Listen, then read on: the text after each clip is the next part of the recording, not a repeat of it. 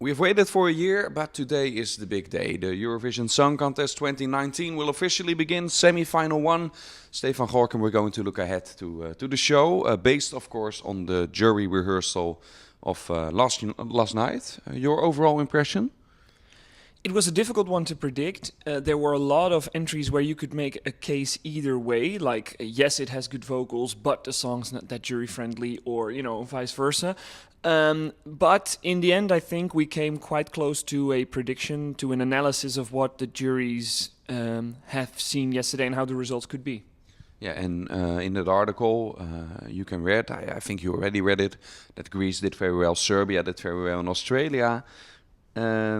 It was good, but you had some thoughts about it, why it could or couldn't score with the jury. Australia is one of those cases where it really can go either way. Kate's performance yesterday was really great, I thought. There was one note at the beginning of the first chorus that she had to cut short, but then later towards the end, the big ending of the song, she really nailed that part. If juries can look at it a purely technical way, if they look at it purely rational and see that she's swinging on a 5-meter high pole and still singing that good, they have to reward her for that.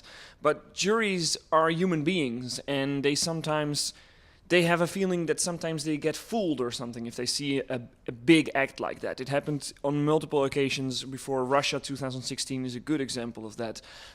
So if they think that these polls are circus, then they could punish Australia for that. Which countries need the show of tonight most? Countries that are in there with a shot to qualify, but not based on what happened last night. I mean, before yesterday I would have said Cyprus, but she was actually quite okay last night as well, so I'm thinking now that Cyprus will be top 10 in both results. Countries that are just not quite there yet. I mean, obviously Victor Krone is more of a televote entry than a jury entry. We saw that in the results in ESCDaily as well. He was not that bad as he was before last night, but he still missed a couple of notes. He will need a televote if he wants to get close to qualifying. The same, I would say, goes for Belarus and also for San Marino. If you are of the kind of people that thinks that San Marino has a chance this year, it will have to come from televote. Yeah, we had a lot of discussion, the two of us, about Belarus this week. Also because she is listed in our group of jury darlings. She is, and that's of course because Belarus, their national final only had a jury vote. They didn't have a televote. Maybe she would have won both if it had been there. I mean, for Belarus as well, you can make a case either way, because if you look at solely the slickness of the performance, the song in itself, it can be presented in a more jury-friendly way. They changed their presentation throughout the week to make it more jury-friendly. But it was no vocal masterclass. Even though Zina was quite all right by her standards yesterday night, it still wasn't a vocal masterclass. Greece, of course, in the podcast we had yesterday morning, you said they could win the jury vote. Could they also win the entire semi-final?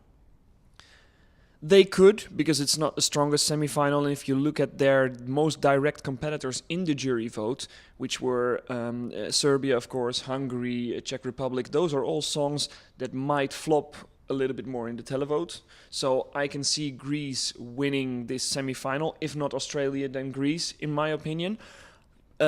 Whether they can do well in the final again as well, that's a big question mark, because this is the weaker semi-final of the two. Any surprises in there again this year? Something that almost no one would have seen coming. It's always it's hard to predict a surprise, because then it wouldn't be a surprise anymore. I know, but if I'm going to predict the surprise here, then obviously it wouldn't have been a surprise to me. But I don't know, maybe Georgia. I didn't put them in my list at the predictions, the prediction list, which you can see on ESCDaily.com. And I would invite all the listeners to make their own predictions there as well, because they can win a lot of Eurovision CDs, including Tamta's CD. But so I personally didn't put Georgia in. Before the contest, I would have said they don't even have a shot. Now I think they do, but it's a borderline qualifier. That would be something that no one saw coming before the contest. And then when we came here, we saw how well it was staged. It actually has a chance to qualify. Cool. We're very excited to finally get to know the actual results of this first semi-final tonight it will happen, and we will look back on everything that has happened tonight. You can join us as well after the show. We will go live on Facebook, the Facebook account of ESCDaily. You can join the discussion, join the fun, join the excitement after the first semi-final is over. See you tonight.